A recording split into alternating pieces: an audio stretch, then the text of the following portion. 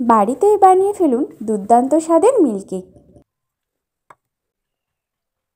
তাহলে চলুন দেখে নেওয়া যাক মিল্ককেক কীভাবে বানাতে হয়। মিল্ককেক বানানোর জন্য আমরা 2 লিটার দুধ একটি কড়াইতে নিয়ে নিচ্ছি। 2 লিটার দুধ কড়াইয়ের মধ্যে নিলেই হবে না, ওকে কিন্তু সমানে নাড়তে হবে। ভালো একটা রেসিপি পেতে গেলে আপনাদেরকে তো 1 ঘন্টা একটু বার করতেই হবে। তো যেমন অসাধারণ তেমনি খেতেও স্বাদের। গ্যাসের আঁচটা হাই ফ্লেমেই রাখতে হবে। আর দুধ ফুটে গেলে তো দুধ পড়ে যাওয়ার একটা ভয়ও থাকে, যাতে সেটাও না হয়। ভিডিওটা পুরো দেখার অনুরোধ রইল। পুরো দেখলে একটা খুব দুর্দান্ত স্বাদের রেসিপি আপনারা শিখতে পারবেন। দেখুন আমাদের দুধ এভাবেই ফুটছে। দুধটা নাড়তে নাড়তে যখন অর্ধেক হয়ে আসবে তখন কিন্তু আমরা অ্যাড করে দেব লেবুর রস। এক জায়গায় দিলে হবে না, পুরো দুধের মধ্যে ছড়িয়েই দিতে হবে। লেবুর রসটা দেওয়ার কারণ হলো দুধটা যাতে দানা দানা হয়ে আসে। মিল্ককেক আমরা যখন খাই দেখি দানা দানা হয়ে এসেছে, ওই দানা দানাটা হওয়ার জন্য আমরা লেবুর রস ব্যবহার করলাম।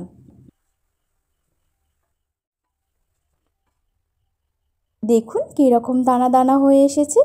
এই দানাটা হওয়ার জন্য আপনারা চাইলে সাইট্রিক অ্যাসিডও ব্যবহার করতে পারেন। আর মাথায় রাখতে হবে গ্যাসের আঁচটা যেন হাই ফ্লেমে থাকে। দেখুন দানা ভাবটা কত সুন্দর এসে গেছে। এবার দিয়ে দেবার পালা চিনি। আমরা 2 লিটার দুধের জন্য 1 বাটি পরিমাণ চিনি ব্যবহার করছি। চিনি দেওয়ার পর ঠিক এভাবেই নাড়াচাড়া করে যেতে হবে। ভিডিওটি যদি ভালো লেগে থাকে তাহলে অবশ্যই লাইক ও কমেন্ট করবেন। আর যদি চ্যানেলে নতুন হয়ে থাকেন তাহলে অবশ্যই চ্যানেলটি সাবস্ক্রাইব করে আমাদের পাশে থাকবেন। দেখুন এবার শেষের পথে প্রায় চলেই এসেছে। এবার কড়া থেকে নামানোর পালা। কড়া থেকে নামানোর সময় আমরা দিয়ে দেব 1 চামচ পরিমাণ ঘি। ঘিটা দেওয়ার পর ভালো করে এভাবেই নাড়াচাড়া করে নিতে হবে। ভালো করে এভাবেই নাড়াচাড়া করা হয়ে গেলে আমরা এটিকে একটি বাটির মধ্যে নিয়ে নেব। দেখুন এবার একটি বাটির মধ্যে নিয়ে নেবার পালা। বাটিতে আগে থেকেই ঘি মাখিয়ে রেখেছিলাম। গরম অবস্থাতেই বাটির মধ্যে আমরা ঢেলে নিচ্ছি। মিল্ককেকটা বাটিতে নিয়ে নিলেই হবে না, সারা রাত প্রায় 12 ঘন্টা মতো এটিকে রাখতে হবে। ভালো করে বাটির মধ্যে মিলিয়ে নিতে হবে। আর রেখে দিলে ওটা আপনা আপ ভেতরের একটা গরমে লাল লাল কালার চলে আসবে। ভেতরটা লাল আর বাইরেটা ইয়েলো। লাল ও হলুদ এই দুটি রং নিয়ে তৈরি হবে মিল্ককেক। দেখুন বাটিতে খুব সুন্দরভাবে আমরা নিয়ে নিচ্ছি, যাতে পুরোটা খুব সুন্দরভাবে পায় বাটির।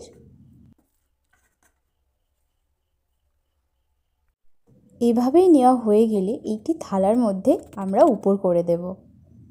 দেখুন কত সুন্দর হয়েছে। এবার কাটিং করে নেবার পালা। 6 থেকে 7 ঘন্টা রাখার পরে কিন্তু এই কাটিংটা করছি। দেখুন কালারটাও কত সুন্দর এসেছে। আমরা তো মাঝারি সাইজের কাটছি, আপনারা চাইলে এর থেকে বড় বা এর থেকে ছোট করেও কাটতে পারেন। ব্যাস স্বাদ গ্রহণ করার পালা। দেখা হচ্ছে নতুন কোনো একটি রেসিপি নিয়ে। আজ এই পর্যন্তই।